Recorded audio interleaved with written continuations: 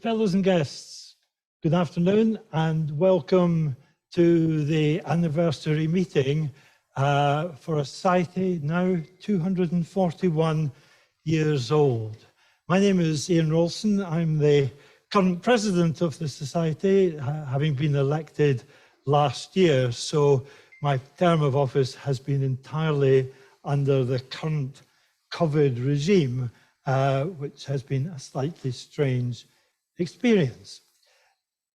COVID precautions, of course, are still in place, and that includes the wearing of masks throughout this building. And I invite fellows to follow the rules for our meeting today. We're not expecting a fire alarm, so if there is a fire alarm, it will be a real one and not a practice. And you should make your way as quickly as possible to the exits behind you or through the door over here. Today's formal proceedings will be followed by a short presentation. This year, the topic is Treasure Trove in Scotland. And that, once we get past the business, is certainly something to look forward to. For those of you in the hall, we will thereafter be having a reception to which you're all invited. My next job is briefly to introduce the two other people on the platform today. On my far right, he said with some hesitation because he's ambidextrous, on my far right is Dr. Kenneth Aitchison, now our treasurer, and beside him, Dr. Simon Gilmour, who I'm sure is well known to you as our director, a post he has held now since 2007, is that right? Right. And we're delighted, perhaps particularly delighted, to see Simon with us today because he had a very nasty fall while clearing out his mother-in-law's roans and damaged his pelvis very considerably. So we're grateful to him for risking the bus in from Peebles today. And you'll hear from both Kenneth and Simon in due course. Today's new hybrid format offers the opportunity for those unable to be present in our meeting here in Edinburgh a chance to fully participate in the meeting for the first time. And as we go through, we'll explain how that can happen by the marvels of, now are we using Zoom or Teams? It's Zoom we're using to enable people to follow us right around the globe. We hope that all the technology goes smoothly, but if we do encounter any technical glitches, we trust fellows can be patient while we attempt to resolve them.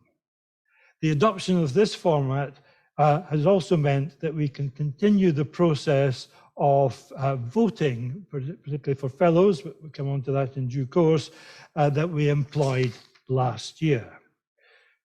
You'll see that having learned from our Prime Minister, I have stapled all my pages in the correct order, hopefully, and you will not get any digressions on Peppa Pig. For those following the proceedings online, at the bottom of your screen, you should have access to a chat function. It's a little speech bubble and also a raised hand one. You may have to move your mouse or touch your screen to see these, and we'd particularly be keen for you to use the chat area to introduce yourself and to let us know where you are joining the meeting from, and in due course to ask any questions you may have regarding the reports to be presented to fellows this afternoon. And Simon, who's following proceedings partly on the screen, will be able to relay questions to me, and then I will repeat them to the audience in the room so that everybody knows what is happening and what is being asked. When we get on to our formal reports, those online can also use the raised hand function to signal their agreement to the reports if they are so minded. If it's really essential, please also use the raised hand function if you have a burning need to speak at the event. However, owing to the large number of attendees, we're estimating somewhere still around 100, Simon, about that. And because the fellows in the room will not be able to hear you, we would prefer that you use the chat function and the Gilmour-Ralston relay system to make any points you wish to. Questions and points will then be made available to people in the room. As has become our custom, I'd like to invite all fellows to join me in a brief moment's silent contemplation of those fellows who have died over the Society's year just ending. They include our honorary fellow, Professor Emeritus George Yogan of UCD, who recently passed away in his home county of Meath in Ireland.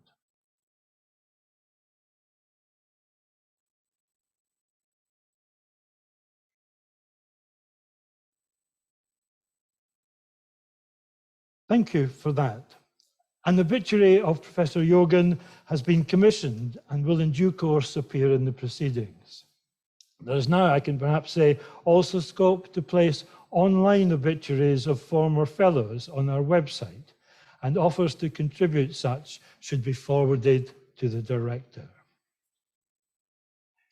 Now, before we embark on our agenda, my last task is to invite AOCB, any other competent business, to be added to the agenda.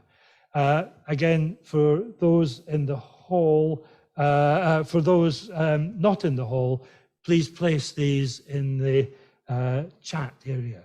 So if there is any other AOCB, it'd be useful to know now so that we can time the meeting as well as possible. Anything here, anything online? Simon? Well, we'll give people a little bit of time online, so I won't, as it were, formally bypass this step in case things come in due course. Right, let's pass to item 2, which is to approve the minutes of the last lecture meeting held on the 8th of November 2021.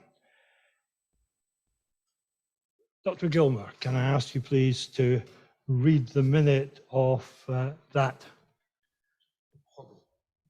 event?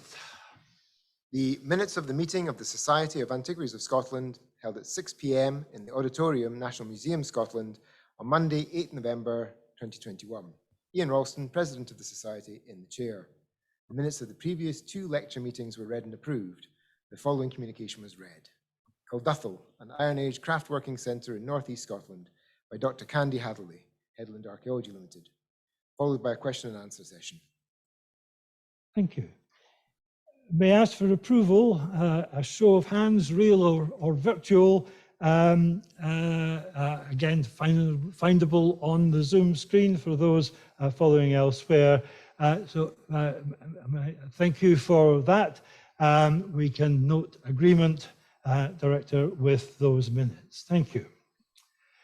My next task is with the formal business, in which is to announce that the ballots are now closed. Fellows, the ballots closed in advance of this meeting as advertised on Monday, the 29th of November at noon. The votes have been assessed by our scrutineers, 2 of them, Dr. Tanya Romankiewicz, FSA Scot, and Dr. Fraser Hunter, also FSA Scot.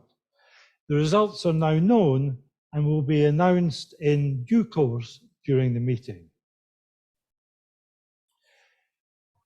We now pass to the main annual reports, starting with the Treasurers. I draw to your attention that approval of the Treasurers and the Directors' reports will again be sought in due course by a show of hands. And with that, may I invite the Treasurer to read his report. Kenneth.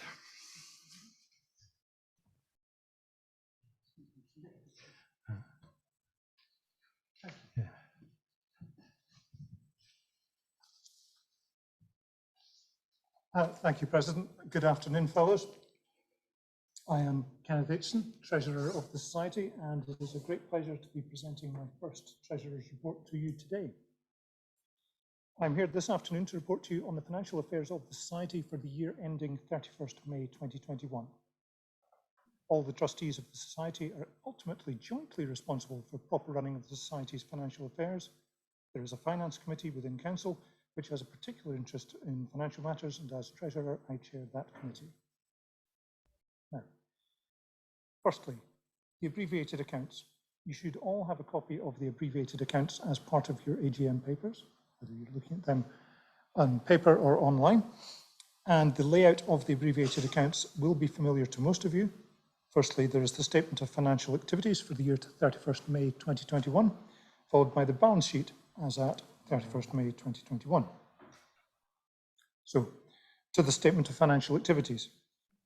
Now, okay, to me, the most important line in the statement is net income / expenditure, which you will find at the foot of the first page, under the column total 2021. And this shows that our annual income over the year was £208,764 in credit, £288,000 more than our annual expenditure. Income exceeds expenditure, as Mr. Micawber might say, result happiness. But to review how we got to that figure, the important considerations are, here we're comparing the 2021 figures with 2020, our total income dropped by more than £100,000, by £103,000. And this was in part due to reduced subscriptions income, but much more significantly were the fully anticipated reductions in the Digit and Scarf grant income lines. And our total expenditure increased by more than £3,000, most significantly under salaries and fees, which were planned staff expansions fitting in with the strategic plan, and the office equipment maintenance and insurance line, which is in no small part due to accommodating remote working for staff under COVID-19. So this remarkable outcome, income goes down, expenditure goes up, but somehow we have an overall net gain of £203,000 is a consequence of an impressive level of gains on our investments. That's the unrealized brackets losses / gains on investments line, which I feel is an appropriate point for me to acknowledge the highly professional work of our investment managers, Investec Wealth and Investment. So our investments increased considerably and more than compensated for the operational deficit. Other important lines there in the statement, the unrestricted general total, the net deficit there, a net deficit in income / expenditure of £159,000, which is larger than the budget set by Council at the beginning of the year, which was £114,000. Designated income is realised as budgeted. And the restricted line, we have a net surplus of £27,000.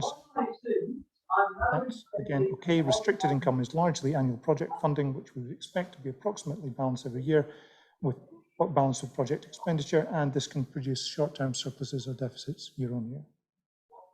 So the overall pattern of operational income and expenditure very much as agreed by Council at the start of the year. I think this is a satisfactory outcome. The level of investment income is higher than had been anticipated, which I believe is a very satisfactory outcome. And then to move briefly to the balance sheet, main movements in assets during the year reflect the increase in the value of the Society's investments, as previously discussed. Continuing a trend reported at 2020, you will continue to see a substantial reduction in total debtors, reflecting the full assimilation of the Victoria Glen legacy and a substantial increase in the designated funds.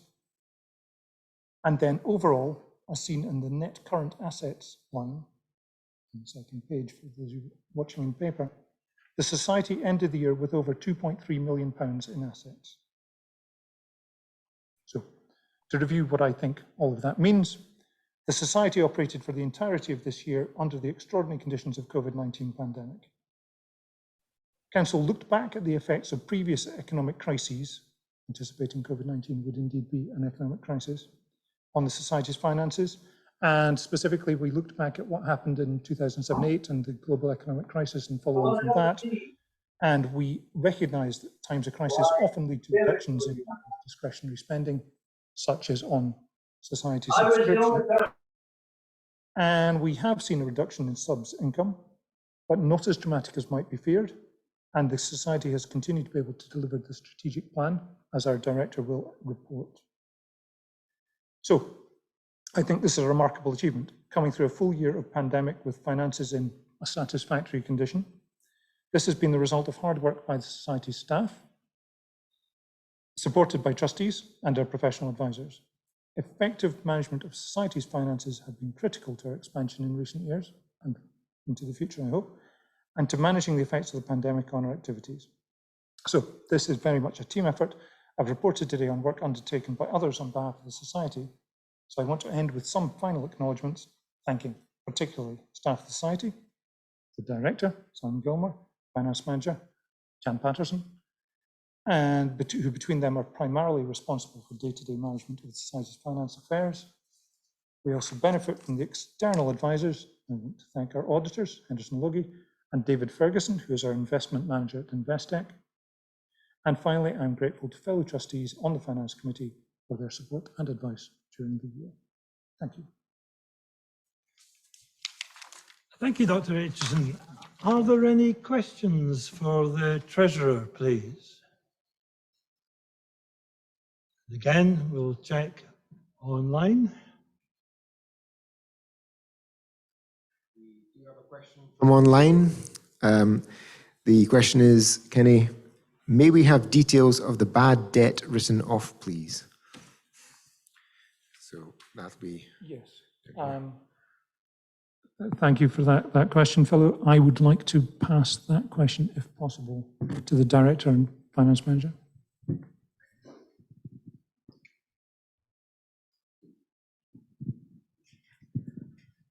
The bad debt written off is an assessment of fellows who've not paid for over 2 years. And if fellows don't pay for over 2 years, they're invited to either pay. We can do that. If anyone is online thinking, oh, that applies to me, we can do that in installments. We can do that any way we like. But if we don't have the payment, then we do need to write the debt off that fellow would in fact be struck off. And if you're struck off, unfortunately, you are unable to use the post-nominals FSA Scott.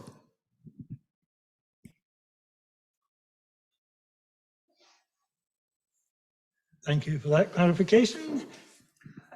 Anything else, Simon? Nothing else online for the moment. Is there anything from the room? No, I think not. Fellows, both present and virtual, may I then seek your approval for this report, which is proposed by the Treasurer and seconded by myself as President.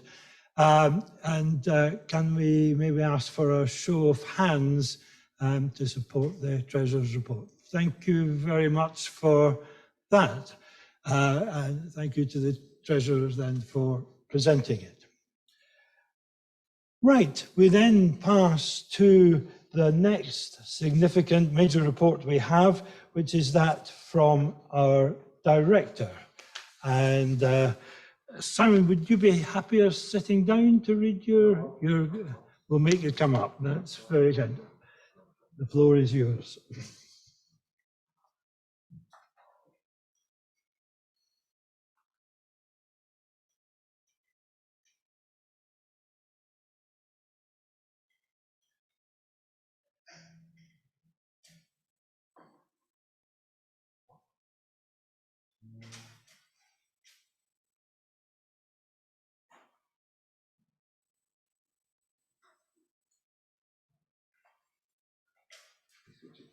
PowerPoint for everyone online as well. Thank you.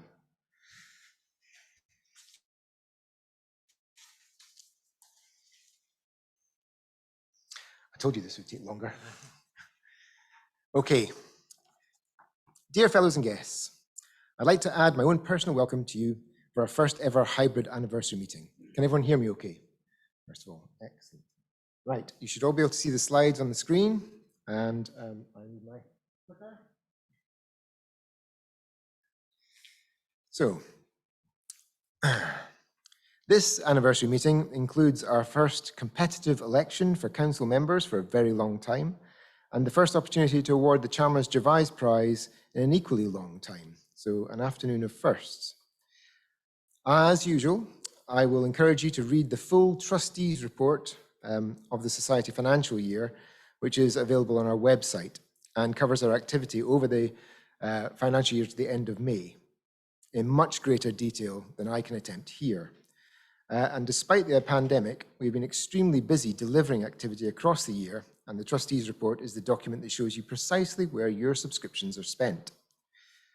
So this afternoon also sees many fellows joining us again from locations across the globe, and I was very happy to see everyone sending greetings from as far afield as Australia and America and Lewis and Peebles.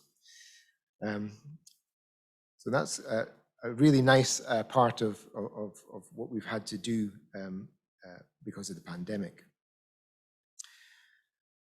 This Zoom event, so far, I think it's all going fine. So far, it's good, and I hope people at home are able to hear us, see us, and see the slides as well.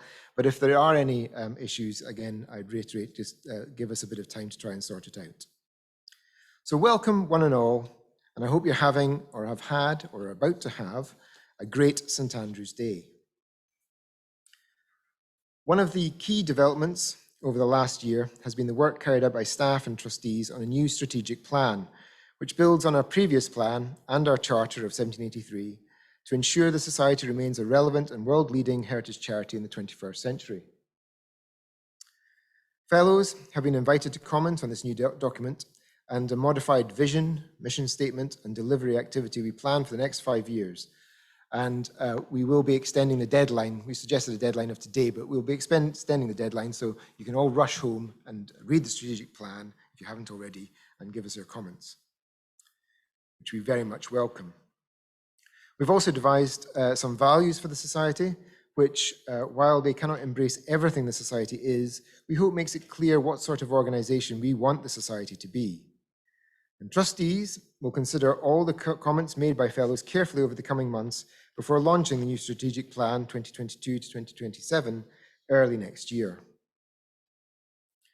So last year, we necessarily had some fairly muted celebrations of the founding of the Society on December 18th, 1780. And one thing the pandemic has done is, unfortunately, continue to limit the activity which we'd hoped to undertake this year to properly celebrate the 240th anniversary. We still think it worthwhile offering opportunities to celebrate in person with us when the pandemic allows. One thing that seems to have improved during the online events is the feeling of fellowship, which we hope will translate into increased representation from our members across the globe at some of the events we have planned. And a key one is a possible fundraising dinner and ceilidh at the National Museum. So keep an eye on your emails and other Society communications for more details when we have them. I'm very pleased to report that online voting and thus ability to introduce additional elections through the year has proven successful again. We had 52 fellows elected at our spring election event, and 81 are on the ballot this evening, or this afternoon even. A total of 133, which compares well with previous years. And I'm extremely grateful to you, our fellows, for encouraging so many new fellows. This is a key means of ensuring the Society remains vibrant into the future. Our fellowship currently appears steady, with no serious decline over the pandemic visible as yet, but it's still early. And for this, we're very grateful to you. We have a target to increase this to 3,000 initially, and by removing barriers to election, making it more affordable with different fellowship categories, increasing the number of election events, and with your continued help, we think we can do this and improve the sustainability of the charity. We also have 19 more fellows this year who have reached the milestone of 50 years fellowship, 50 years membership. And I just wonder if, I know for a fact that at least some of you are in the audience today, and I wonder if you would just make yourselves known to everyone, if you would. Got at least 1, 2, 3. Welcome, thank you very much. And I think everyone could congratulate them on their 50 years. Thank you. Thank you very much for your long support for the Society. I'd also like to formally thank fellows for the generous donations and bequests given to the Society over this past year. These include increased funding from fellow Sir Angus Grossart, who has supported the professional recording of our events for 6 years now, and helps support the increased costs of both the recording and the hybrid delivery of our events, something that enables everyone to benefit from the expertise and enthusiasm we bring to bear on Scotland's past. We're grateful again to AOC Archaeology Group, who continue to support the Rhind Lectures, including what I hope you will agree with me was a very professional-looking hybrid format earlier this year. And this enabled the number of attendees to compare very favourably with previous years, while we tested our very first in-person event during a pandemic. The Historic Environment Scotland continue to support events like the Archaeological Research in Progress Conference and projects like Dig It and Scarf, and several of our publications, more about which later. Financial support for ARP was also gratefully received from AOC Archaeology and Guard Archaeology, whose video adverts for the conference have been viewed over 1,000 times since the end of May event. And this year has also seen the continuation of personal donations to the Society when booking for events, including the AGM today. We're also receiving donations through Amazon Smile, and while often small, these can quickly add up to be very welcome sums. And I cannot overemphasize how important these gifts are in helping the Society continue to promote and further the understanding and conservation of Scotland's past for the benefit of all. And we've also just signed up to a similar scheme as Amazon Smile with eBay. So on eBay, if you can encourage eBay to donate to the Society when you make purchases. So do have a look out for that next time you're doing your Christmas shopping. As a seasonally topical addition, we recently received £1,500 from Investec, our investment portfolio management partner, for making it into their high net worth clients' Advent calendar. A somewhat quirky way of getting the Society cause out to as many people as possible, but hopefully it'll reap benefits. Please do consider the Society a charity worthy of your donation. We are awaiting delivery of our Society silk and tartan ties and scarves. I'm afraid these have been delayed due to delivery issues and the pandemic. But they will make, when they do arrive, they will make an excellent addition to your wardrobe. And we hope to see fellows wearing them at our and other events across the globe early next year. Remember also to take advantage of our discount code. We've got a discount code online used in the shop, St Andrews 21. Use that today and tomorrow to get discounts on our online shop. And our books and merchandise make excellent Christmas gifts, and every penny spent goes to the Society. Our lectures this last year started with online-only events and most recently included our first ever hybrid events. Following last year's online anniversary meeting, the fully online postponed Rhind lectures recorded in the National Museum Auditorium in November were made live online in December and delivered by our fellow Alison Sheridan, talking about the Neolithic in Scotland. Incorporating some of the most up-to-date research on the topic, these were an unmissable event and are fantastically popular, with over 37,600 views to date, and generated interest in the local and national press. Viewing numbers for online events carried through the year, with lectures on the Country House by Professor Marlon Palmer, The Power of Archives by Dr. Caroline Brown, and a series of talks by Susan Morrison celebrating women ahead of their time, each garnering hundreds of views online and excellent attendance on the night from across the globe. A lecture by Dr. Rory McClellan on the Knights Templar has been viewed over 1,900 times to date and provided the first spring election of fellows for a very long time. The Society hosted the Archaeological Research in Progress Conference, wholly online again, and this event has been viewed over 5,600 times, an average about 430 views for each talk, all since the end of May this year. We organised a series of short lunchtime talks by early career research fellows for the Scottish Consortium for Rural Research, an organisation we're a member of. And the recordings have each been viewed over 400 times since July, and as part of the promotion of the Edinburgh Runestone, newly located to 50 George Square, we recorded a short video which has also been seen over 800 times, despite the fact that we haven't actually promoted it, and we're still waiting for the final installation of an interpretation panel before we do so. Our new season of talks started with a joint event with the Society of Antiquaries of London, and turned out to be our last online-only event, at least for the meantime, and saw Professor Stephen Mythen explore the lives of the first humans to inhabit the Isle of Islay through excavations supported by the societies on the east coast of the island. All of these have contributed to impressive increases in the use of our online video resources, and perhaps more importantly, has encouraged fellows from across the globe to participate in our events. And I hope that this is helping to generate a greater sense of fellowship across our membership, and to ensure that we don't lose that, we're using online technology to both stream and record live events in front of an in-person audience. Now, this technology is still developing, and the quality of experience can be variable, but we're already learning from these events, and we'll continue to enhance the hybrid experience into the future.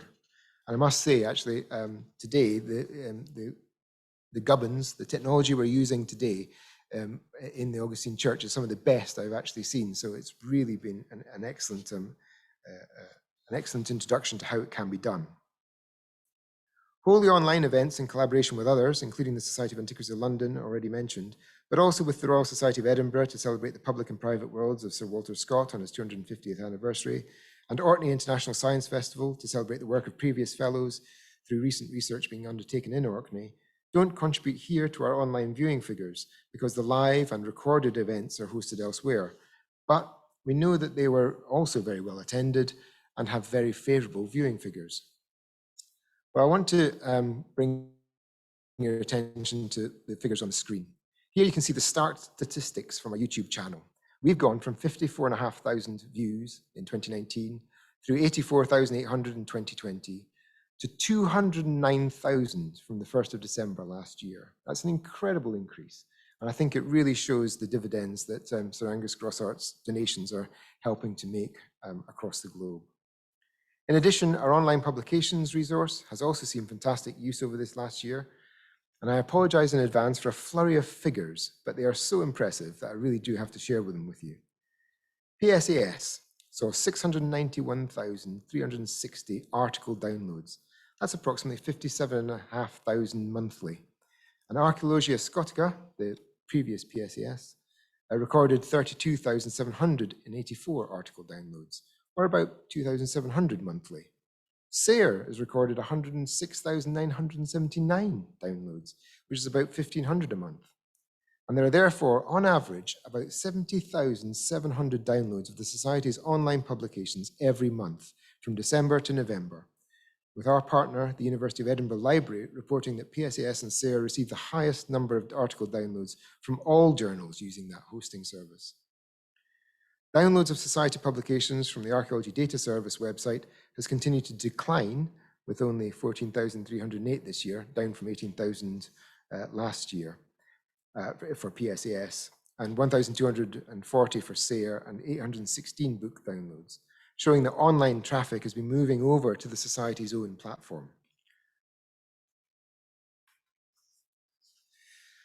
Our online platform for digital books launched a fragmented masterpiece recovering the biography of the Hilton of Cadboll Pictures Cross Slab online, written by our fellows Heather James, Isabel Henderson, Sally Foster and Sian Jones, free to view open access earlier this month, and has already been downloaded 50 times, over 50 times. Further books are in the process of being moved to and produced specifically for the platform.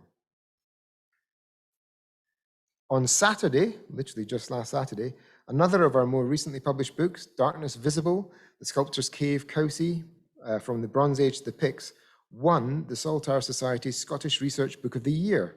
So congratulations are due to both our authors, fellows Ian Armit and Lindsay Buster, and of course, our publications team. So well done, guys. It's really good. And you can purchase the book tonight at discount price. Our most recent book, called Duthel, an Iron Age craftworking centre in North East Scotland by Candy Hadley and Ross Murray, is selling very well. So get your copy before they sell out. And the next book will be an examination of radar in Scotland by Ian Brown, a curator at the National Museum of Flight in East Lothian. PSAS 150 is now available online. Yes, Adela, thank you. And the hard copy will be arriving on doorsteps soon. I'm afraid this has been delayed by both the impact of Brexit and the pandemic. Both have also meant that our normal printer has just announced a 15% increase in prices, and we expect others will follow soon. So we'll obviously consider this in detail for the next society budget, but one thing that you as a fellow can do to help is opt for the digital-only version of the proceedings. The fewer to print, and especially to post, the easier it is to keep on top of costs. SARE continues to provide gold open access, free to read quality articles, and we just recently celebrated an in-person launch of SARE 97, Prehistoric Communities of the River Dee, Mesolithic and other lithic scatter sites of central Deeside, Aberdeenshire, by our honorary fellow Caroline Wickham-Jones, while evidence for the earliest people in Aberdeenshire continues to be uncovered.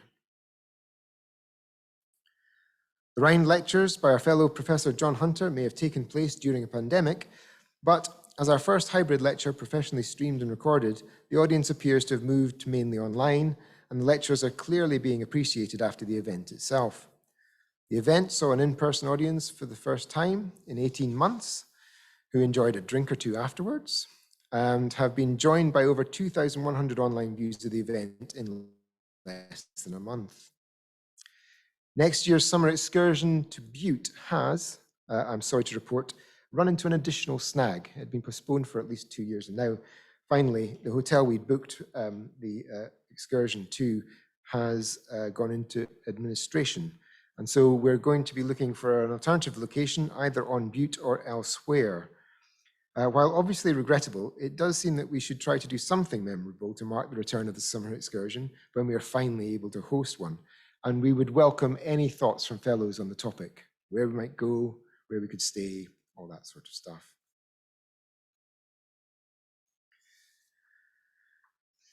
Throughout the pandemic,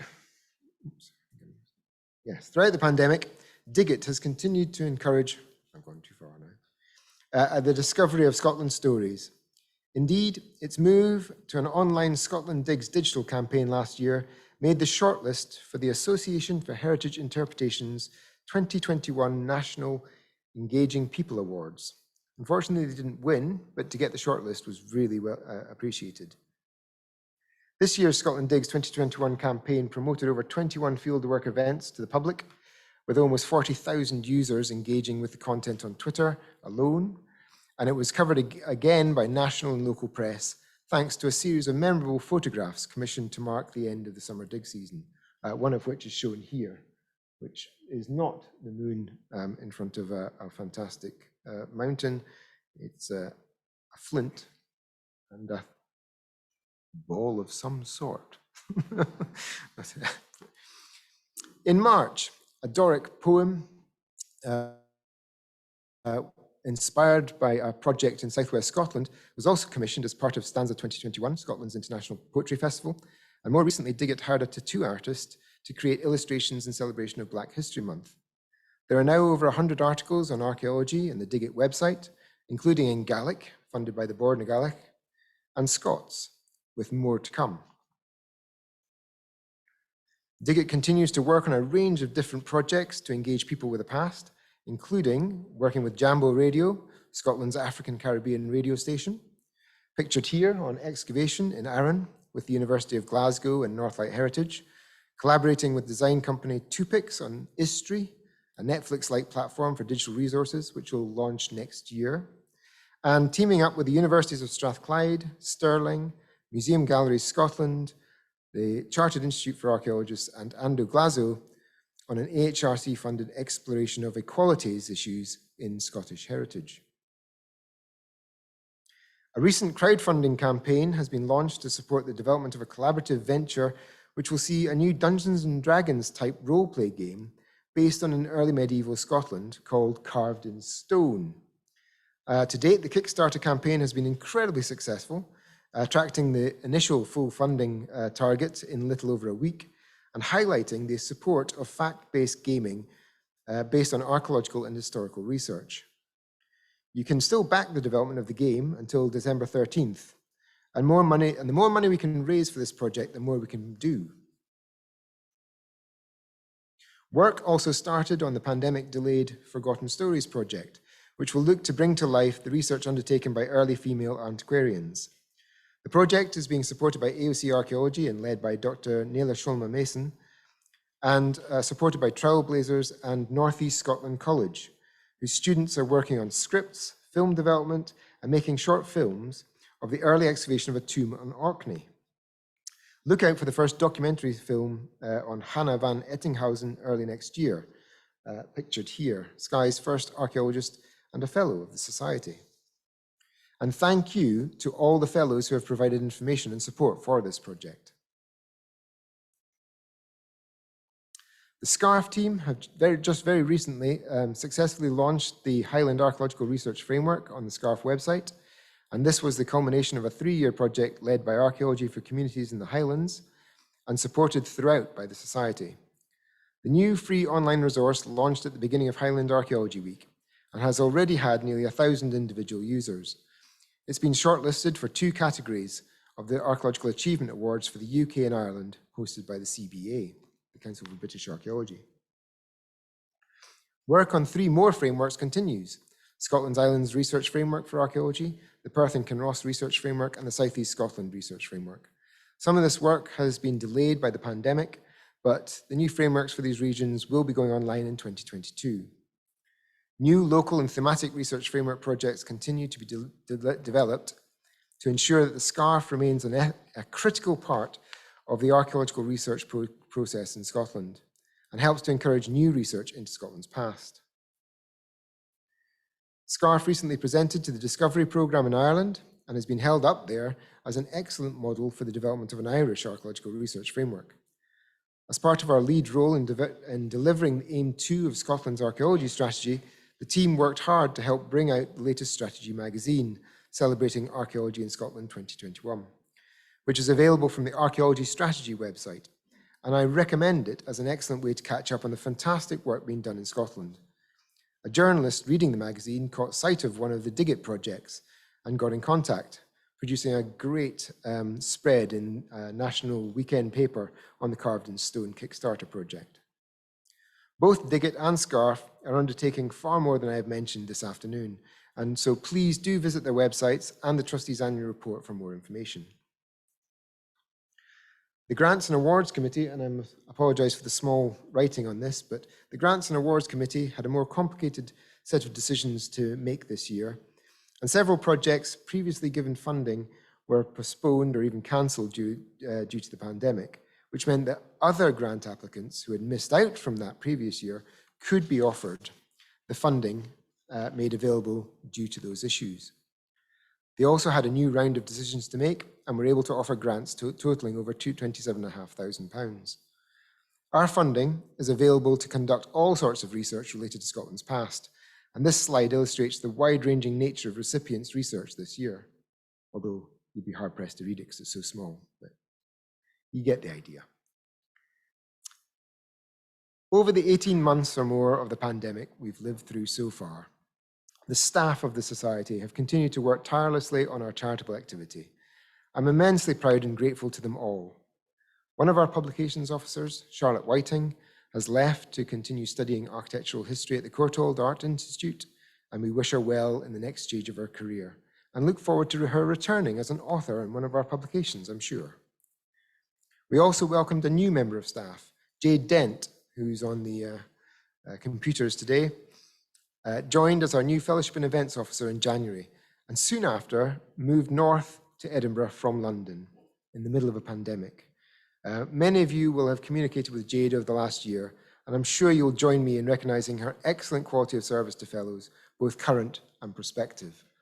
And I have to say, I also got an email this morning from a fellow who's just sending their apologies for the meeting today, who simply just said that the work of Jade and the other support staff has been outstanding, and I can only second that. It's been fantastic. So finally, I'll sign off with a now customary reminder that you, both as fellows and the organisations you work for, can support the Society financially. As a non-profit charity, the more resource we have, the more we can do for the heritage of Scotland.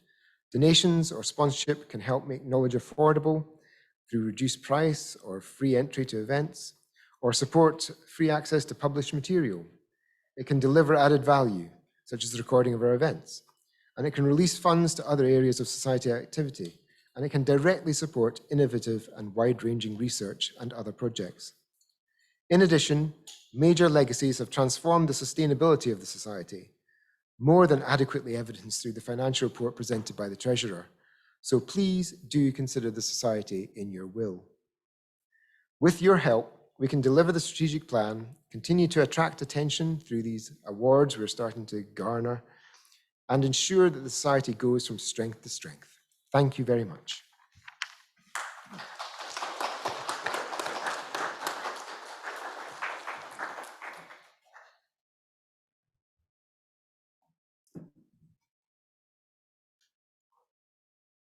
Thank you, Director. I wonder whether you'd like to retake your seat if we're going to get questions online.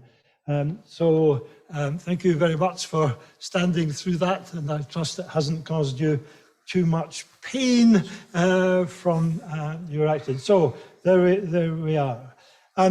The next things we need to do are to ask for any questions related to the report. Just before I pass over to Mr. Moore, can I just say that I'm modelling for your benefit the prototype of the Society's tie, which Simon mentioned. And should any of you be looking for something to do after today's meeting, the runestone is very visible and easy to see behind 50 George Square, also known to some of us as the old William Robertson building, and 40 George Square, certainly known as the David Hume Tower, where the stone is set on the kind of plaza there. So it's a short walk from here should you wish to visit that. So with those points, may I pass to Robert? I don't remember getting a thing saying, did I want a hard copy this year of the proceedings? Am I to take it that because you very kindly sent me a hard copy of previous years, I will get a hard copy this year? So the question is that we haven't sent out specific questions asking people if they want hard copy proceedings this year. And the fact that you've received hard copy proceedings in previous years means that you will continue to receive a hard copy proceedings. Yes, thank you. But obviously, if you feel that you wish to move to a digital proceedings, then please do just let us know anytime and we'll update your record to that effect and make sure that you get the link to the digital version. All right. If council is considering asking those people who want hard copies to pay a small extra fee or reasonable extra advance, I personally would be entirely happy with that. I suspect quite a lot of people would do. So again, the point being made was that that if the council trustee, the council members, trustees of the Society, were to make the decision that those in receipt of hard copy proceedings were to be asked to pay a small fee for that, then certainly this fellow would certainly be supportive of that. I point out that this question has actually been asked of you in the strategic plan questionnaire. So do please go on to the questionnaire online, and I think we've sent some out as well to those of you who we don't have email addresses for. And do please answer that question as you would feel right to do so, because there is the option there to give the suggestion to the council that that is one of the options they should consider. Perhaps I could just say very briefly that will appear in my talk in due course. And yes, we're laying, I think, 6 options as the way forward, or as possible way forward to the fellowship. And yes, please, we would appreciate your views on this in response to that questionnaire. Simon, when are we proposing to extend the deadline for that too? Is perhaps a useful moment to announce that. I would have to just make up a date, but I would expect probably sometime at the end of January, perhaps, because I think giving a reasonable length of time to report on that would be reasonable. The Council will next meet on December 13th, but it's unlikely that they'll sort of review the entire strategy on that meeting, mainly also because that'll be an induction meeting to welcome 5 new trustees to the board. So I think that the next meeting will probably be March after that. So if we extended the deadline to end of January, then there'll be plenty of time for the answers to be collated and made into a presentation for council to discuss in March. And I think that will give us plenty of time to launch the new strategic plan next year. Thank you. So the 31st of January then for responses to that, and the strategic plan, which Simon has already mentioned. Can I commend that to you, not least because for those of you who read the previous one, this one is very considerably shorter. Any other questions for our director? And is anything coming up online, Simon? No, but online, our fellow Craig Stanford has stuck the Strategy magazine link online, so those people who are online can go and look at that. And other fellows have said that, yes, their experience is that everyone they've been in contact with in the society has gone out of their way to be helpful. So thank you very much for the compliments. But no questions. Oh, one's just popped in. Youth outreach strategies, question mark. There is some mention of this in the strategic plan that you could have a look at. But our main means as a society of reaching out to the younger generation certainly has been up till now through our projects, through Dig It and Scarf, and especially Dig It. I don't know if, Jeff, you want to say anything about that at all, about how we're sort of reaching out to younger generation?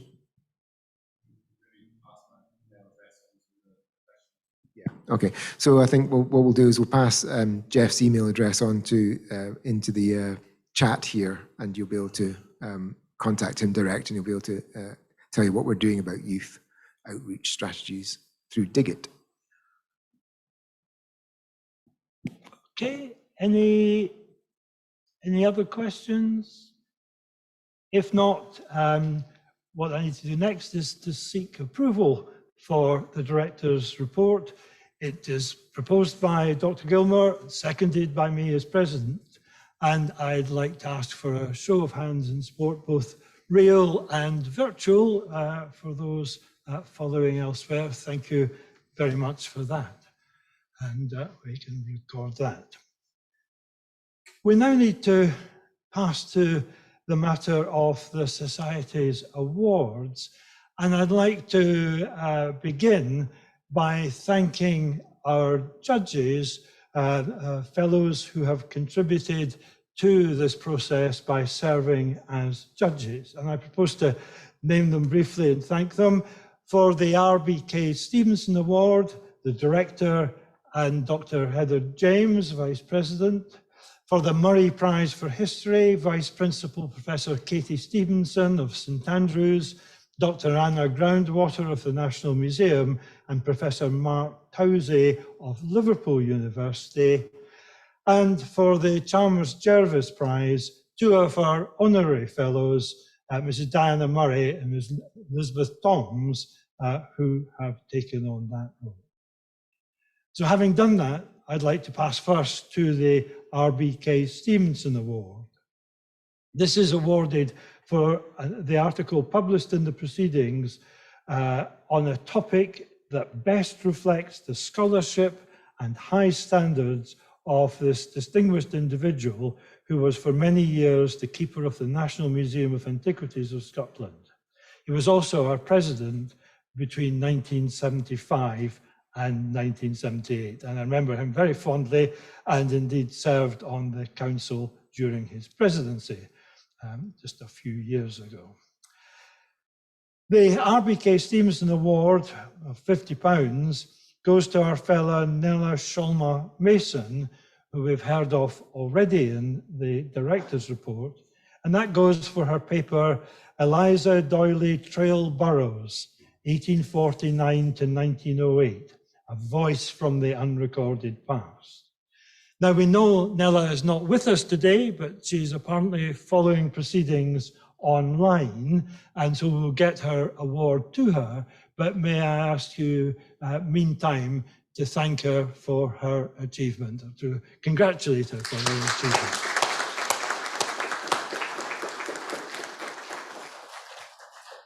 Thank you for that. The next prize is the Murray Prize for History. This is awarded biennially in recognition of original research published by the Society on the history of Scotland in the medieval to early modern periods, writ large AD 500 to 1700, and that history set within a British and/or European context. For the purposes of this award, history is defined as encompassing all fields of study except archaeology. The Murray Prize of £200 and a prestigious silver medal goes to Rachel Meredith Davis for her paper in the proceedings entitled Material Evidence, Reapproaching Elite Women's Seals and Charters in Late Medieval Scotland. And I wonder whether Rachel is in the audience. Welcome, Rachel. Can you please come up and receive your award? A hand to you. We should perhaps bump elbows or some ritual of that kind. And can we congratulate her on her achievement? Well done for that. For the various awards and so on, we'd like to take photographs, as has happened in previous meetings, but we're going to do these at the end of the session today because of the COVID environment in which we're all currently existing. Right, let's pass to the third of our prizes, one that hasn't been awarded for a number of years, but which is a very long standing, and that's the Chalmers-Jervise Prize. This is awarded for the best paper published by the Society to cover any subject in the prehistory or archaeology of Scotland before AD 1100. This, as I've mentioned, is the first time in many years the Society has been able to award this prize, originally funded through a bequest from Mr. Andrew Jervis, who died in 1878 and was a distinguished antiquary of his period. It was first awarded in 1911 to Elizabeth Stout, a corresponding member of the Society, as we had then, and a resident of Shetland, for her survey of brochs and standing stones. The Jervis Prize, £500, goes to Tobias Mertz, Matthew Knight, Trevor Cowie, and Jane Flint for their paper in the proceedings entitled Peel Hill Farm, a possible late Bronze Age weapon sacrifice in Lanarkshire. Three of our authors are fellows. And I know that Trevor is here. Are any of the other authors present? Yes. Would you like to come up, please, and collect your award? And the congratulations of fellows who are present. Thank you very much. Well done. Well done.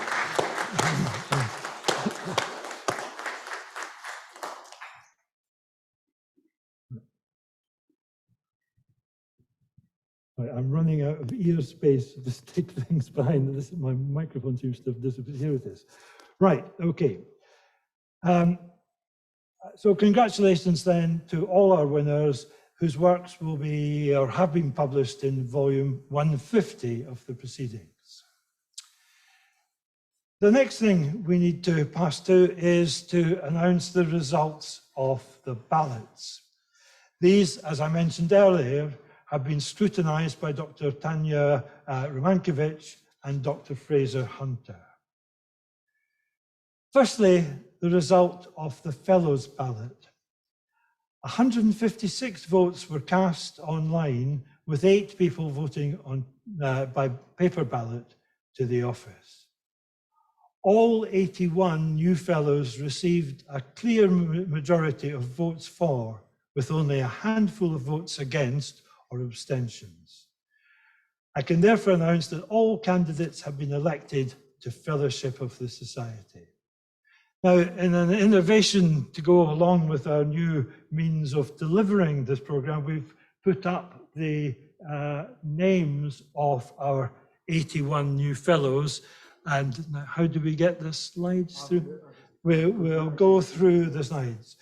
Okay, we have 54 from the United Kingdom, of whom 40 are have addresses in Scotland. And in this and the following slide, I appreciate that it won't be very easy to see names, and I don't propose to read them all out. You'll see that distributed across the country, we have from the Hebrides to Edinburgh, we have a big selection of addresses there, and offer our congratulations to all this group of new fellows. The next group we'll pass to are those in the rest of the UK. 14 of them, and I don't know whether my site is letting me down, but it's Afford there. Afford, last time I looked, was in Aberdeenshire, but again, a good spread across the country of new fellows from elsewhere in the UK. The third slide gives the group of fellows from elsewhere in Europe, and there's an interesting spread across the continent there: Highland, Sweden, Turkey, and Spain represented amongst new fellows from continental Europe. Next slide takes us to the United States, and again, a good geographical spread there, principally Alabama, California, Indiana, and Wisconsin, but actually right across the lower 48, east to North Carolina and Georgia. And finally, we have 6 fellows from other locations from the rest of the world, from 4 cases from Australia and 2 from Canada. And so I'd like to welcome all these newly elected fellows. Are there any of the people just named currently in the audience? Could I ask you to identify yourselves and may we congratulate all our new fellows. So welcome, welcome to the Society. There is no need for you to do anything immediately. The Society will be in touch with the formalities of the joining procedures, and keep an eye out on your emails, and they will appear in due, and contact from us will appear in due course. Again, we'd like to take a photograph of the new fellows present at the end of the meeting, and we'll organise that just before the reception. For those new fellows who are not present, please, if you can, send in a digital photo of yourselves to the Society, and we'll use this for to publicise their election in the newsletter on the Society's website. So a very good crop of new fellows distributed right around the world. The next thing I need to do is to look at the election for council, and I'd like to preface this by noting one or two changes to council that have occurred in the natural way of things. The key one is that 3 councillors are standing down, and thanks therefore go first to Barry Ferguson, Sharon Webb and Neil Curtis for their service to the Society as colleagues on council. It's perhaps not invidious if I give particular thanks to Barry, who has been very helpful as Senior Vice President in providing advice, good advice on a number of topics to a rookie president. And all three have made excellent contributions to the work and deliberations of Council, and this is over the Society year now ending. Neil was on Council as chair of our Aberdeen and North East section, on which a little bit more in due course. I can also announce the appointment of a new Vice President, one of our current councillors, and can advise you that Dr. Deborah Lamb has been appointed by Council to act as Vice President and will take up office from this meeting.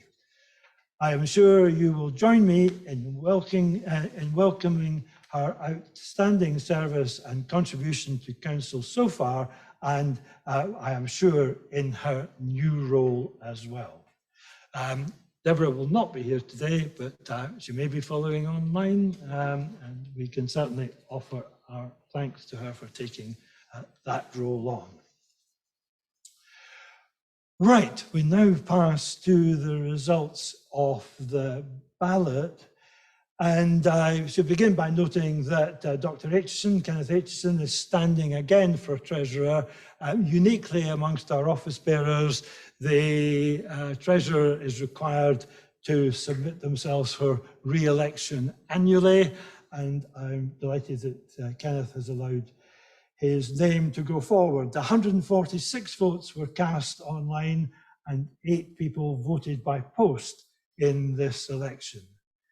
And I'd like to say that Dr. Aitchison received 129 votes for and only 1 against and 2 abstentions. So I can therefore welcome Dr. Aitchison back onto the Council of the Society as our Treasurer. And you can look forward to his Treasurer's report again next year at the equivalent occasion. So welcome back, Kenneth. Our first contested election for councillors in many years has been successfully completed.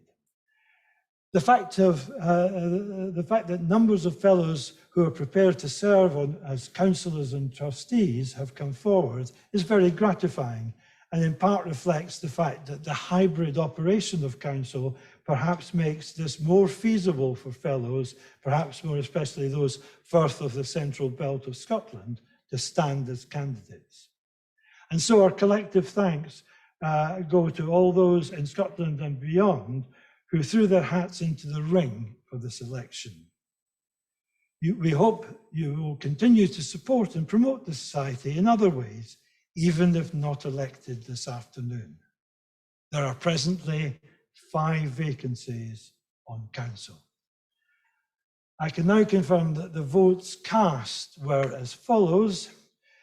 For Neil McNair, 52 votes for, 15 against, and 41 abstentions. For Dr. Susan Lyle, 82 votes for, 10 against, 33 abstentions. For Dr. Heather Pulliam, 93 votes for, 7 against, and 30 abstentions. For James Richard Terzian, 69 votes for, 16 against, and 32 abstentions.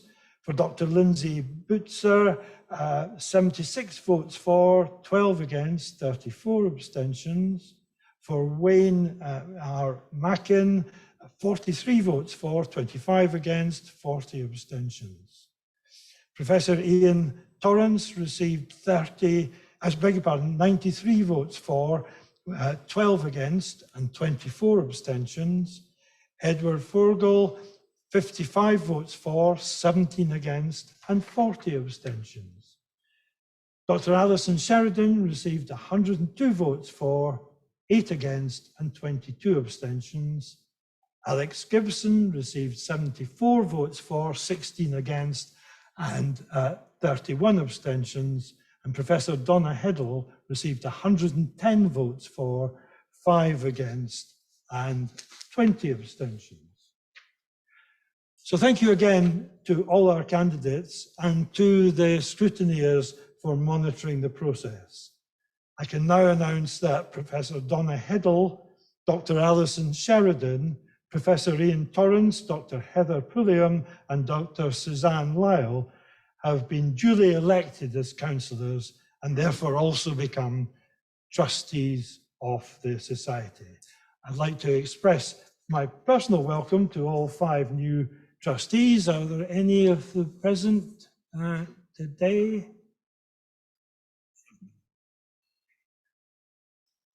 No. May I invite fellows to join me in congratulating them.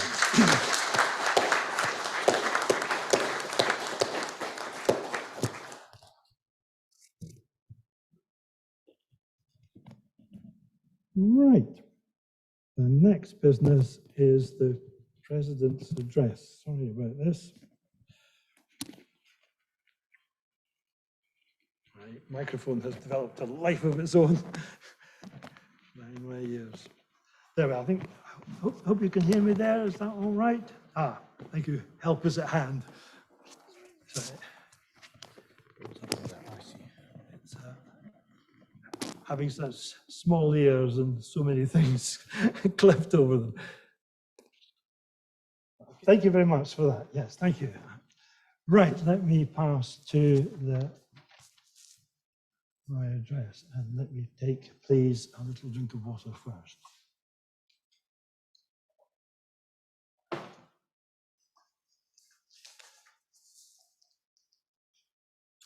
Fellows, guests, the President's address seems to me to have to fulfill, like so many speeches in these testing times, something of a hybrid role. It follows the formal business of the AGM presented by our Director and Treasurer, and precedes the informative contribution on that key plank of the protection of our ancient and not so ancient material culture, treasure trove, which is shortly to follow. I hope you will therefore excuse me if, new to the job, I range quite widely and talk perhaps too often indicatively rather than concretely on a range of matters. This is, of course, my first address at an anniversary meeting as your President.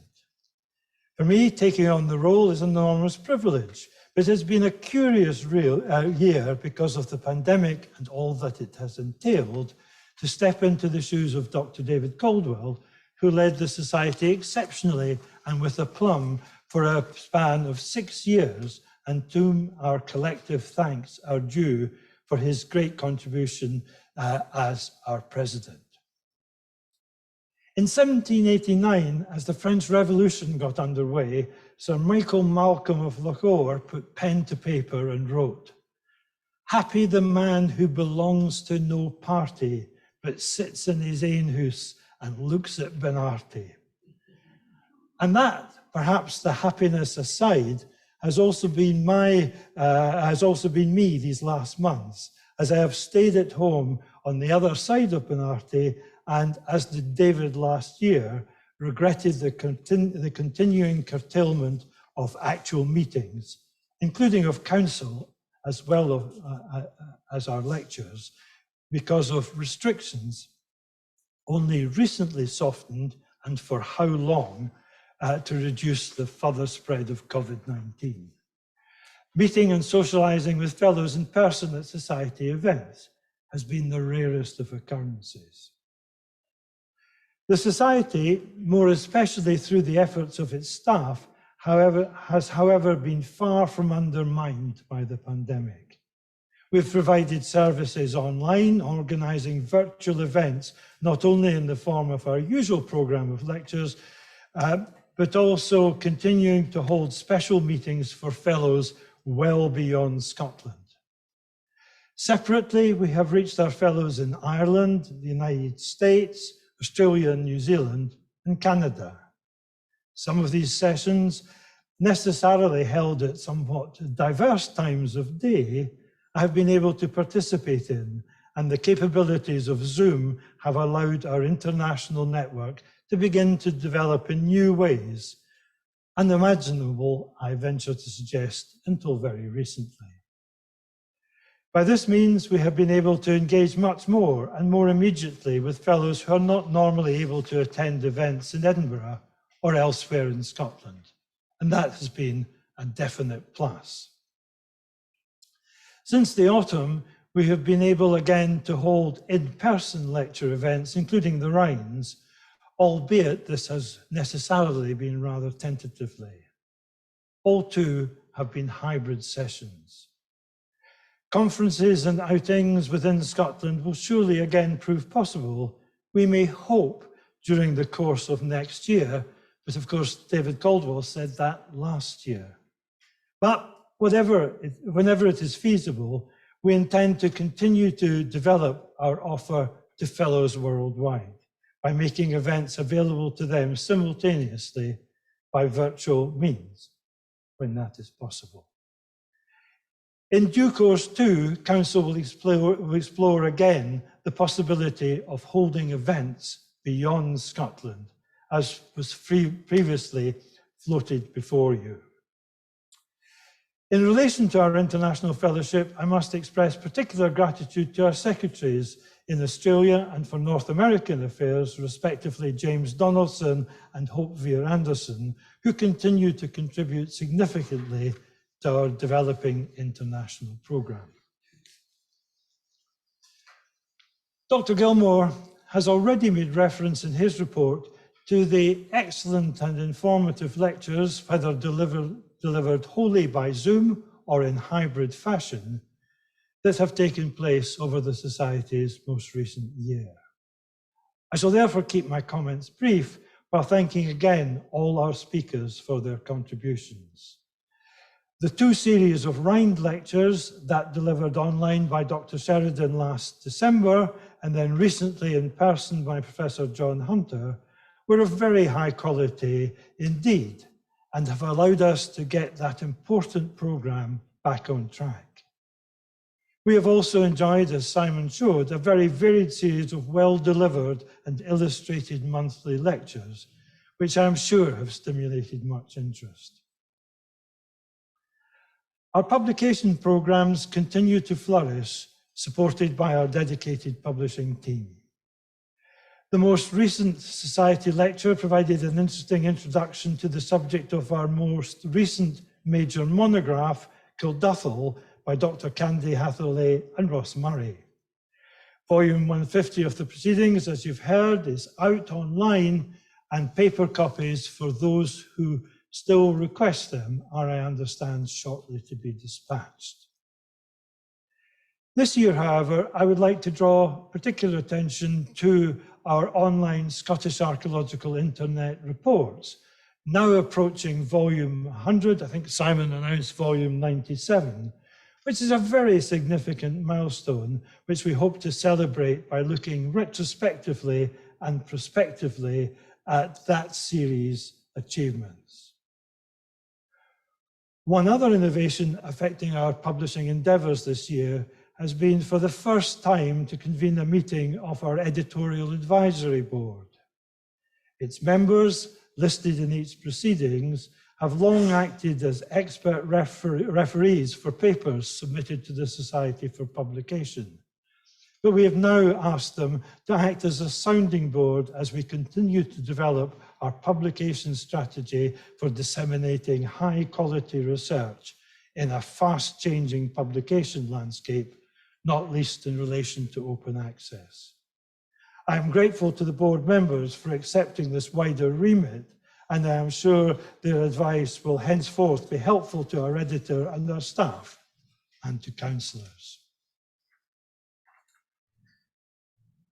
As was the case last year, the pandemic has continued deleteriously to affect the funding and sustainability of all sorts of bodies, as well as businesses and employment. As the Treasurer's report has demonstrated, the Society has managed to date to come through this relatively unscathed, in fact rather well, thanks not least to prudent shepherding of our reserves. Council has decided that we shall continue meantime to offer a significant concession to fellows who have been severely affected financially by maintaining the 50% reductions on subscriptions for those who need to avail themselves of this for one further year. This is, however, not a pattern we can sustain indefinitely, And faced with rising costs, as Simon has mentioned, in regard to publications and other things, in fairness, I should give notice that Council may need to revisit our subscription rates in due course. In the questionnaire, and this has come up already, that has recently been circulated to Fellows, which is primarily focused on seeking your views on our new draft strategic plan, we have taken the opportunity to explore a range of options for the future dissemination of the proceedings. We should very much encourage you to complete this, as your opinions in this matter are most definitely a key concern. And as we've heard, we've now extended the deadline of that to January the 31st, 2022. Council has changed its core working schedules, in part in response to the pandemic. Its meetings have, of course, all been online, but also with a view in the longer term to reduce the Society's carbon footprint. Instead of having a programme of 5 longish meetings in Edinburgh annually, we have cut this as an experiment to 2 long meetings to deliberate on core responsibilities, which will be in person, but also hybrid meetings held in the city, with slightly more frequent 90-minute meetings held entirely online. Aside from reducing the requirement for travel, we hope this will encourage more fellows to feel able to put themselves forward in due course to join Council, and the election just held, with an exceptional number of candidates from a wide geography, suggests this pattern may indeed find favour. Here I can only touch on other initiatives which are being taken forward, more particularly by the Director. We are partners, as you've heard, in a project on equality, diversity and inclusion based in Strathclyde University, but with several partners. And we hope that one outcome of this will be to provide materials for Council further to develop our endeavours in this field. The Society's website, which has grown like Topsy over the years, has become rather cumbersome in its operation, and so a major redesign of it, which we hope will make it more accessible to the wider public, but especially to you, our fellows, is currently underway. The intention is that, among many other things, there will be areas where information about fellows can be posted, and such as on books they have authored. And the general plan is to provide the means to stimulate discourse amongst the fellowship. I note that the current website includes a section headed Presidential Ponderings, which is a little redentulous at the moment. Perhaps that might be revived. During the session 2, the Society, mainly through the work of the Director, with others, had a success in having a human skull withdrawn from an Edinburgh auction sale, and this highlights a more general concern with ancient human remains that we intend to pursue. There are, of course, myriad other heritage-related issues on which the Society might take a view, such as the Scottish Government's planning framework presently out for consultation, and also the groundswell of interest in the encouragement of rewilding, yet another dimension of the nature-culture interface, which rarely moves far from centre stage in Scotland. Some of these the new Council may choose to explore, and again, fellows' views on priorities for the Society in these kind of fields are most welcome.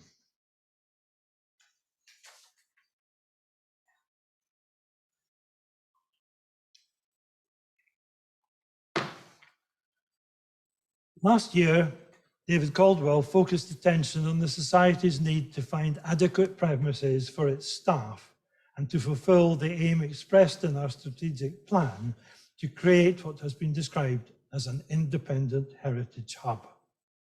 He was able to reveal the building Council had agreed was the best choice to satisfy these aims.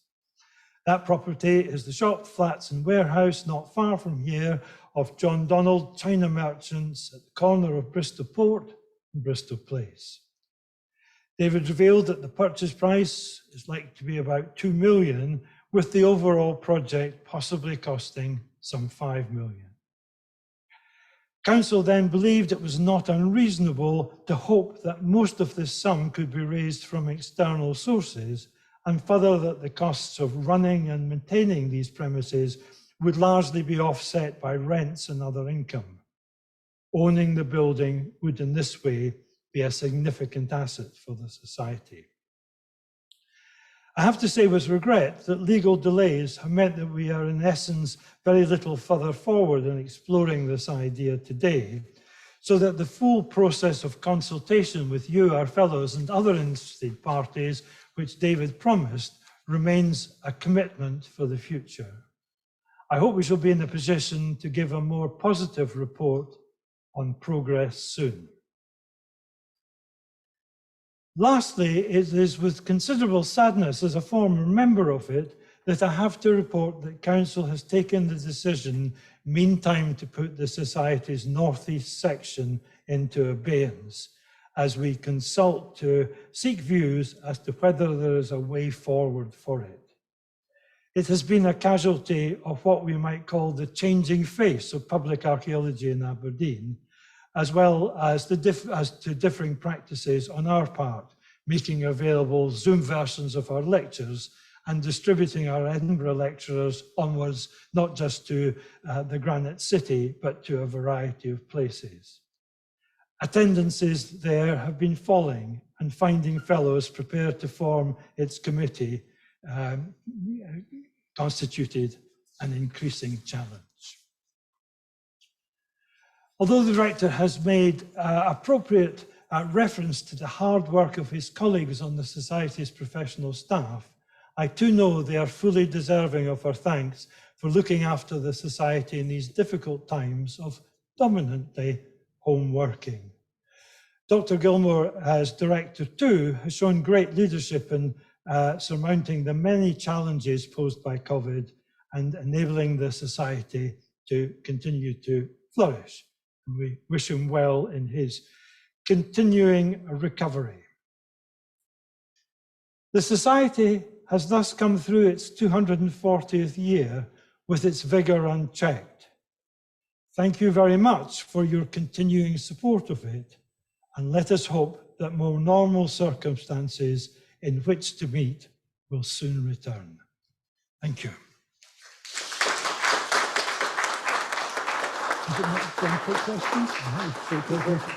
Yeah, I'm happy to, I don't know if it's normal practice, but I'm happy to take questions, some of which I will doubtlessly divert to Simon if there are any issues from that that you wish to take up. Perhaps I could just emphasize then this consultation included in that questionnaire circulated to you about a whole series of different ways which we may in future distribute the proceedings. If there are no questions or, oh, I beg your pardon. Let's get a microphone to you. Does the delay in moving into the Heritage Hub present an opportunity to assess whether there is now a new normal which may have changed the rental market in central Edinburgh, and perhaps the opportunity to consult other heritage organisations, thinking particularly of the Architectural Heritage Society of Scotland, which operated a Heritage Hub some years ago, might suggest perhaps a review of this particular project? I hope everyone heard that. Yes, we'll continue to maintain that particular project under review constantly. The agreement that we are currently drawing up with legal advice is to give us a 3-year period in which to raise funds, but also to do exactly what you just said, examine the case for this particular project again. However, I would also say that the premises that we've looked at offer us a wide variety of possible arrangements in terms of how we might use the space within the building. And it actually may work out much better for us now that we are all working in this strange hybrid pandemic environment. And so I think there are opportunities there as well that we should grasp as an organisation to lead how organisations like ourselves and others could meet in the future, and also obviously meet across the globe at the same time. So kitting out a building with the most up-to-date means of communicating across the globe constantly, this hybrid environment, for example, and bringing those who are currently on my screen right now actually into the space and with you, so you can see their faces, you can actually believe that you're still part of a wider fellowship, is an opportunity that I think we should consider as well. So while we will continue to keep it under review, absolutely, we still look at opportunities as well as threats to that particular project. Might I just add a gloss on that, which is, as I understand it, that 3-year period hasn't actually started, is that right? Because we haven't got to the preliminary agreement stage. And we certainly have, once that is in place, a committee which includes the director, the treasurer, myself, and others, who will be examining anew these issues in the, as I say, the new environment for office and other accommodation in Edinburgh and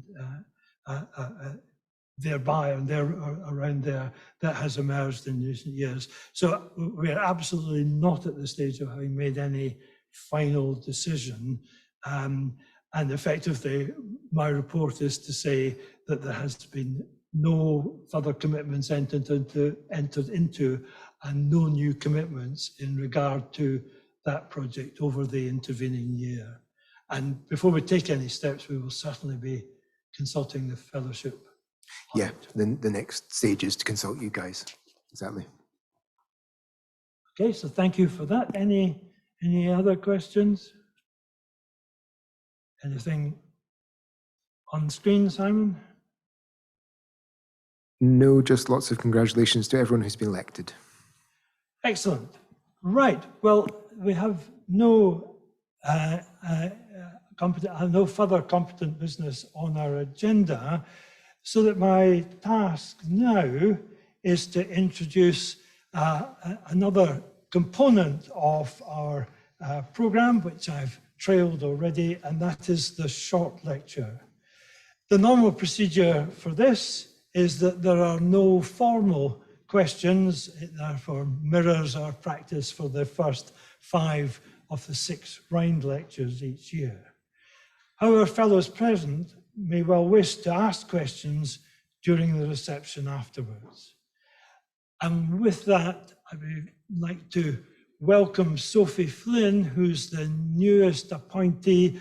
Welcome, Sophie, on the Treasure Trove Unit, which is housed in the National Museum of Scotland, to talk to us on the important topic of treasure trove in Scotland, updates and exciting finds. And with that, I'll hand over to Sophie.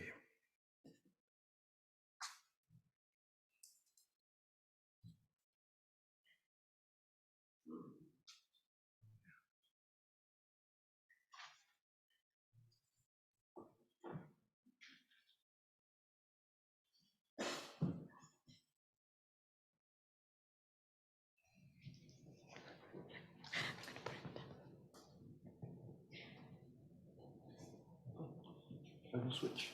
Yeah. Everyone can already hear me. That's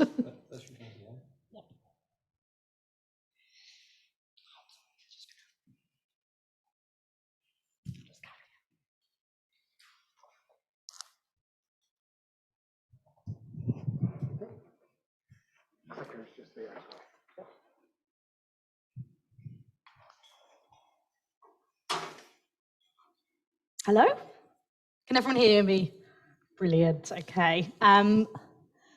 So my name is Sophie Flynn.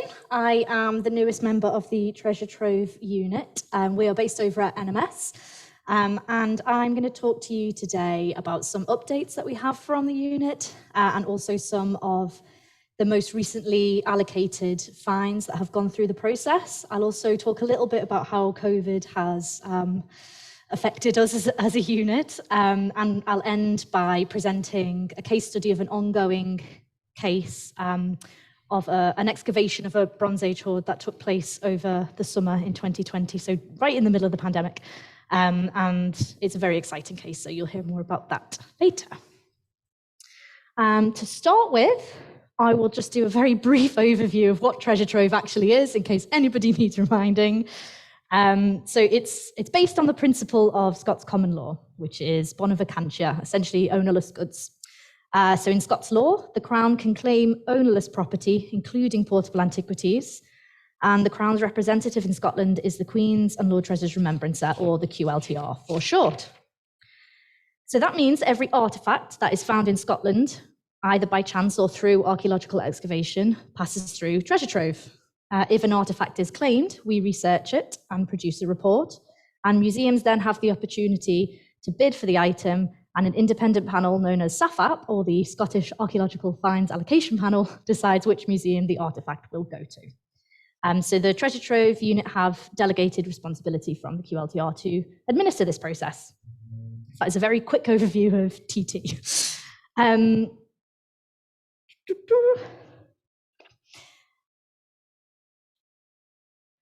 So some updates on the Treasure Trove Unit as we currently are.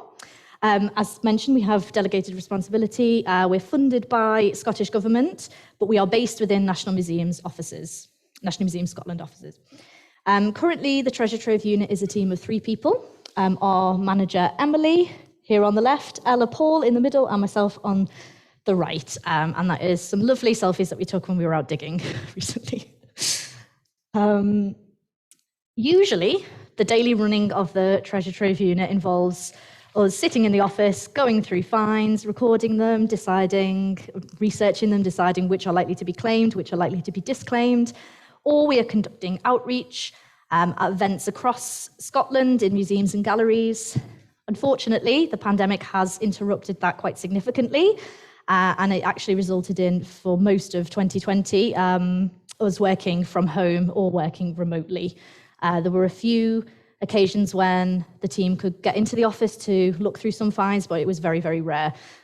So we currently have quite a significant backlog of finds that we are working through, but we are now back in the office, so we're able to start really working in earnest on those. One of the benefits, I suppose, of being more remote or working remotely was that we actually had time to go to some sites over or during the pandemic because they were outside, so we weren't subject to indoor working rules. We could still wear masks and everything, but we could be outside and work together with our colleagues at NMS. And this is just an example, some pictures of some digs we were able to undertake during the pandemic.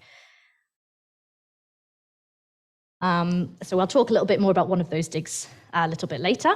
But another big update to the unit and how we are working is our new case management system, which is an online case management system which is designed to streamline the entire Treasure Trove process and will eventually be made public. At the moment, our historic records are not uploaded onto it. So we are currently working, so everything that comes in is currently being added to this case management system, but the historic records still need to be uploaded and added. And there's a lot of data to go through, but eventually it will be made public, meaning that we will have a publicly accessible online database of Scottish finds, which is going to be a real help for researchers, for members of the public, for anybody interested in Scottish archaeology. There's a screen grab just below of our website, which has all of the information that anybody could need about Treasure Trove. It's got information for finders, information for museums, if they want to do short-term loans of unallocated material, or any other information that you could think. I would recommend checking out the website. So that is basically an overview of where we are at as a unit currently. Obviously, as everybody is aware, the pandemic has affected a lot of institutions. We're no exception, but we are back in the office now. We are being able to get hands-on finds, which is what we want, which is great. So I will talk a little bit now about some of the cases that went through the system before the pandemic, because these are the most recently allocated finds. We are currently working on the next case list. We're hoping to get those through soon. But these finds were some highlighted finds that came through in December of 2019. So the first example we have here is a really lovely Robert III gold Demi lion. It was a light issue dating from 1403 to 1406, and that was allocated to NMS. You might not be able to see very clearly, but in the top right-hand side of the corner is the reference number, is the Treasure Trove reference number. So if anyone is interested in any of these finds, you can note that down, and you can always contact me later and ask for more information about them. But for now, there's just a very brief description and some nice shiny photos of the finds.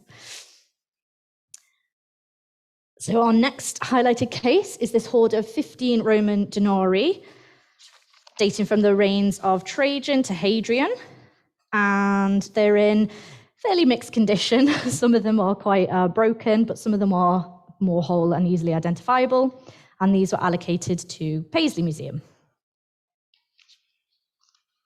And this is a particularly nice artifact. This is a hollow gold decorated penannular ring, and it dates to the late Bronze Age, or around 1000 to 800 BC. It's a little bit distorted, but generally the shape is still visible, and the patterning on the upper surface is visible as well. And this item was allocated to NMS. So this is a tiny little artifact, but it was actually quite unique. It was, or at least very rare.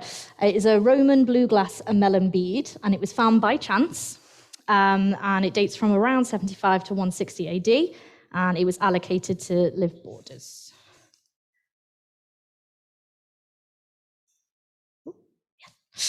Okay, this artifact was found up on Orkney. It's a whetstone, and it was found in front of what is thought to be either Neolithic, but much more likely to be early medieval or Viking age mound, suggesting that it is actually early medieval in date. And it was allocated to Orkney Museum. So these finds are sort of giving us just a bit of an idea of the breadth of types of finds that are coming up, the periods of them, but also the conditions as well. It's a very nice example of an Iron Age copper alloy tankard handle dating from the 1st to 2nd centuries AD. The handle itself is complete, although it is very worn, and the pattern of the item is not great, but it still tells us quite a lot about potential vessel types. And that was allocated to Perth Museum and Art Gallery. This next artifact, though fragmentary, is a really nice example of a headplate and bow from a copper alloy Anglo-Saxon style 1 decorated great square-headed brooch dating from the 5th to 6th centuries.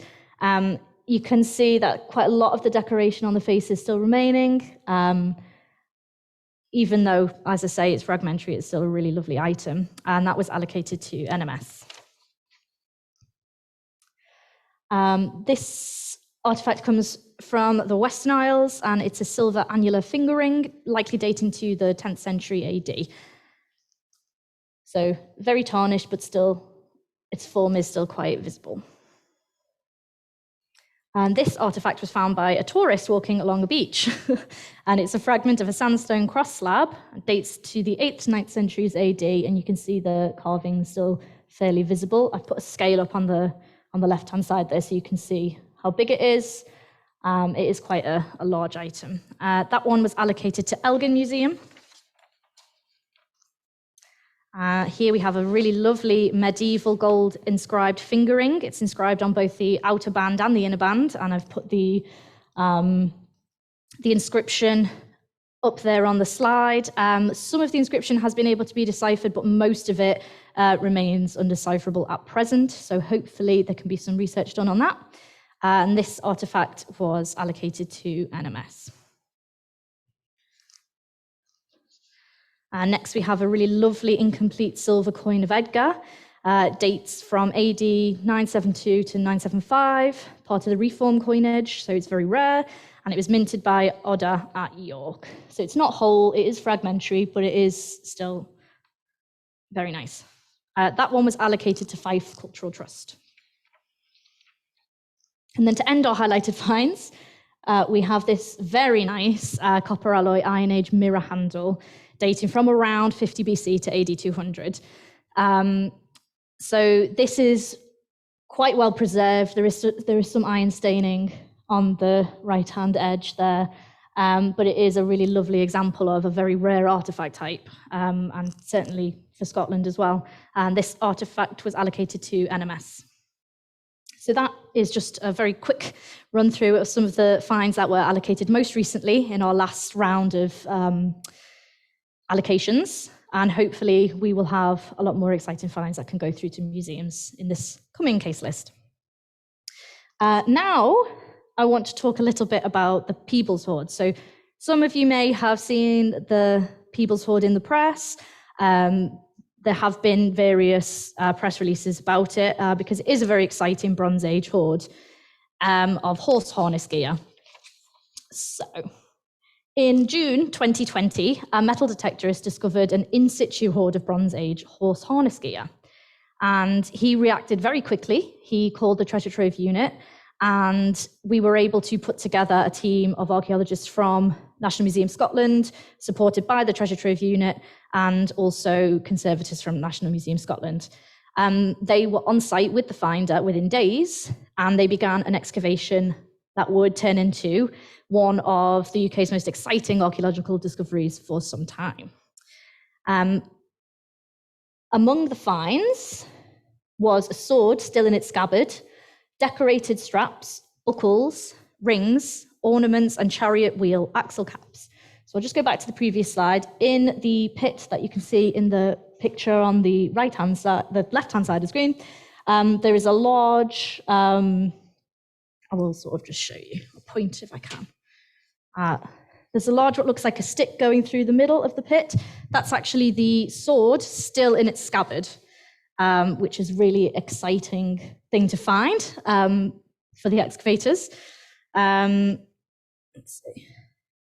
There's also evidence within the hoard deposit of a rattle pendant, a decorative rattle pendant, and that would have hung off the harness. This is actually the first one that has ever been found that we know of in Scotland, and only the second ever to be found in the UK.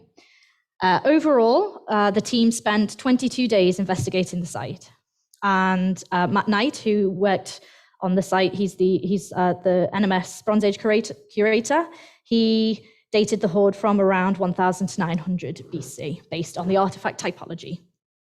So there's an image here of some of the harness gear that was found initially by the finder, which led him to find the hoard in situ and stop digging and then call us, which was brilliant. One of the most exciting things about this hoard is that the soil has actually preserved or helped to preserve a lot of organic material. There are examples of leather still present and wood, and it's actually allowed people to trace where the straps that connected the rings and buckles together to make the harness, where they were. That's never, as far as we know, never been seen before in Britain, and gives us a unique insight into Bronze Age society. Thanks to the way that the harness has been preserved by the soil, we're able to see for the first time how these horse harnesses were actually assembled, including with the leather, with their textiles and organics. So if you can see in this picture here, there's this large circular item. We think that might be the rattle pendant. The sword you can see again in the right-hand side picture through the middle, and it is worth mentioning there's this like white material over the top of some of the artifacts. That is gauze that was put in place not to preserve the artifacts, but to keep the organic material which is surrounding the metalwork in place so that it's not displaced. And the reason that that needed to be put on is because the hoard was block lifted.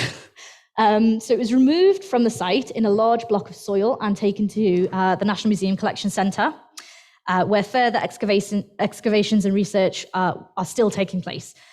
By lifting the hoard in this way, including not only the Hoard deposit, but some of the soil and a lot of the stones around it, they were lifted in a block. It means that we can work in lab conditions to excavate it carefully and make sure that the artifacts, in particular the organic material, is carefully preserved, and that we know exactly the deposition sequence.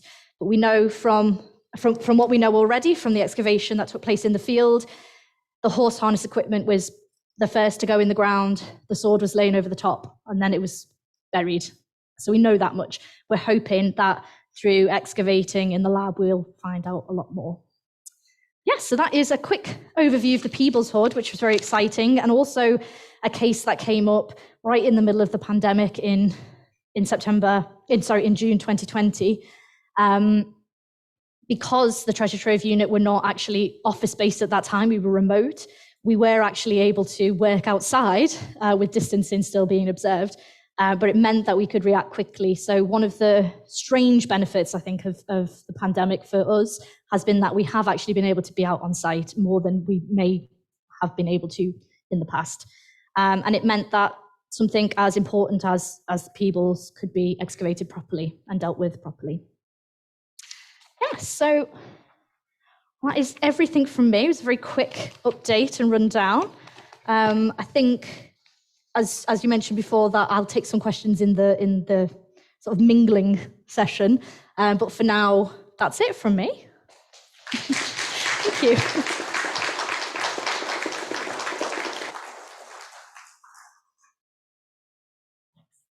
Thank you very much indeed, Sophie, for that presentation. And the range of exciting material that comes up so often through the work of metal detectorists these days. And it's good to see the Treasure Trove Unit begin to grow very slightly in size. I think it's the first time ever it's had 3 members on its staff, so that is a good thing. I think we have no more business. There'll be an opportunity to ask questions of Sophie in due course. And so we've arrived at the time where it's my duty to close our formal proceedings. I'd like to thank you all for coming to the AGM, including those who are following our deliberations online. Note that if you're interested in acquiring our books, they're available at the bookstall, as Simon has already mentioned. For those of you online, the code to use is St Andrews, all lowercase 21, without any spaces, and that will get you discounts on postage and packing. And those discounts are available until the 1st of December. So with all that, my last duty is to mention when our next meeting will be. And that is on the 13th of December for a usual lecture at 6 o'clock. The speaker will be Dr. Alistair Grant from the University of Edinburgh, and his topic will be Presbyterianism and Philhellenism, 1821 to 1856. For those of you who are interested and who may be going to see the runestone or are looking for something else to do in Edinburgh at the moment, there's also an excellent exhibition on this topic in Edinburgh University, a publicly accessible exhibition in Edinburgh University main library at the present time. So the 13th of December for our next meeting. So thank you for your contributions and attendance at the anniversary meeting. Thank you also to our staff who've organised various parts of today's proceedings, perhaps particularly Jade, who's been the disc jockey at the console over there and who's kept everything working swimmingly during this session. So with that, wherever you are, good afternoon, good morning, good evening, Those of you who are here and fall into the various categories, new members, prize winners, long-standing fellows, we'd like to take a few photographs. So if you would please linger at the end, that would be appreciated. But everybody else, I invite to the reception. Thank you.